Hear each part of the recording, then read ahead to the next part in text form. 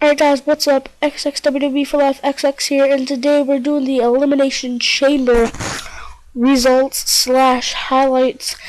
So, yesterday I did my predictions, but today I'm doing the highlights of the show. So, first off, in the kickoff match, it was Ryback taking on Cody Rhodes and Goldust. Now this match I didn't actually get to see, but I heard it was actually a very good match. But Goldust and Cody Rhodes picked up this victory, and I'm actually on Raja.com right now, and I'm just going to read off the last paragraph to you. Rhodes jumps off the top rope to come back into the ring. He was looking to connect on Axel with a missile dropkick, but Axel caught him coming in and powerbombs him. All four guys get involved briefly, ending with Rhodes hitting the crossroads for the 1-2-3. The Rhodes brothers get the win. So that was very cool. How they played that off, I guess. But next match we have to kick off the real Elimination Chamber, the Intercontinental Championship match between Big E and Jack Swagger. And this match, I got to see parts of it, and it was just because of the lag on my live stream. But I got to see parts of this, and it was a pretty good back and forth match. But yeah, it was pretty good. Biggie did retain, and I'm gonna read just from where I can see right now. It says, before Biggie pulls the straps down, calling for the big ending. Before he could do anything, Swagger grabs his leg from the ground and reapplies the Patriot Lock. Biggie eventually escapes again and immediately counters and hits Swagger with his big ending finisher. 1-2-3, and Biggie retains his title. Then we see a Hulk Hogan return hype, which was just a video package that aired. And Brian Saxton interviewed Daniel Bryan. We had the Tag Team Championship match, the New Age Outlaws versus the Usos. And I was surprised that the Usos didn't win. I really wanted to see them win, but kind of sucks that they didn't. But, you know, I guess it's what's best for business. I don't know. Or just best for Triple H's best friends. Next match we see is Darren Young versus Titus O'Neil. This was a really good match. I watched the whole thing of it because, like I said before, I really like this feud. And what happened was Titus O'Neil pretty much threw Darren Young into the corner and then came back and hit his finisher. It was like a chokeslam. What is it? It's like chokeslam, but a spinebuster, and it's like a chokeslam and sit-out spinebuster. Match we have is next is the Shield versus the Wyatt family. Like I said on my prediction video, this is the match that I really wanted to see, and it was a really good match. And I do remember how this ends actually. Like Luke Harper ran in the ring, and then Roman Reigns hit him with a spear, and then that allowed Bray to run over, and then he punched Reigns, and then he blasted him, I don't know, he just made him fall to the ground, and Bray picked up Roman Reigns, and then he hit him with his sister Abigail, and that's how the Wyatt family won. Then the match that was not allowed or announced on a Raw or something was the Divas Championship match, AJ Lee versus Cameron, which this was actually really fast, but it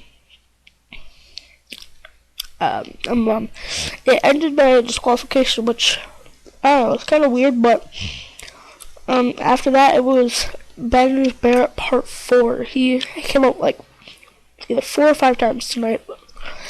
That was pretty cool.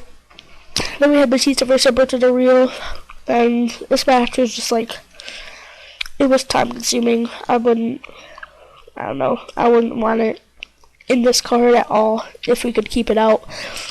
But I guess WWE wanted to put Batista over a little bit, but Alberto came out in this jumpsuit and one crunch, and it was actually a fake injury, and so he picked up the crunch and started beating Batista with it, and then what's funny is the crowd actually started chanting CCC, because if you don't know, C means yes in Spanish. But yeah, it's funny, everything. And Rio actually hit a super kick in this match, or he tried to, and Batista avoided it. Batista immediately countered to a Batista bomb, and the crowd boos, like right when he had him up, and then he hit him with it, and he pays Rio 1, 2, 3, and the winner is Batista.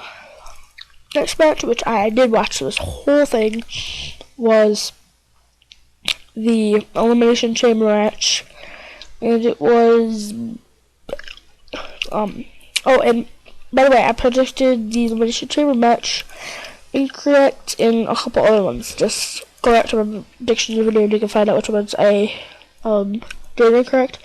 But I predicted that Brock Lesnar would take out somebody like Christian, but he didn't.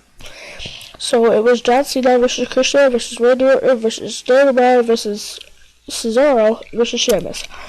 And Antonio Cesaro looked great in this match. I think it was just a way to put him over. But the sad thing is Antonio Cesaro was the first one to get out of this match. He was pinned by, I think, Daniel Bryan. And yeah, don't quote me on that, but I think he was. And then he was left, or yeah, I guess you could say left, but pretty much what happened at the end was it was Daniel Bryan and Randy Orton left. Oh yeah, and Wyatt family did interfere. They came in and beat Daniel Bryan, or yeah, no, John Cena, and so they just came in and beat John Cena, and somebody pinned him, I forgot who, but yep. And so next match we had was, or not next match, they came in and beat up Daniel Bryan and everything. Oh, not Daniel Bryan, John Cena, sorry. And then they left, like, they got to the Elimination Chamber really fast, which is weird. But then they left and everything and walked out, and then John Cena was pinned by Daniel Bryan, I think. And then Kane came out and like started yelling at the Wyatts. And then Kane got into the Elimination Chamber and he was standing on the metal, and that's when Daniel Bryan got to the top ropes and jumped on him. It was kind of like a jumping clothesline, or like a twisted crossbody, and that was pretty cool. But Kane landed on the metal, and then when Daniel Bryan hit the running knee, he went for the pin. Kane broke it up. As soon as Daniel turned around, Randy hit the RKO, and 1, 2, 3, retained his WWE World Heavyweight Championship. Alright guys, that's it for this video. Hope you guys enjoyed the highlights. I actually hated the last one. I'm sure most of you guys did too, unless you're a Randy Orton fan. If you are a Randy Orton fan, or just anybody's fan of WWE, hit that like button, hit the subscribe button, and I'll see you guys next time. Peace.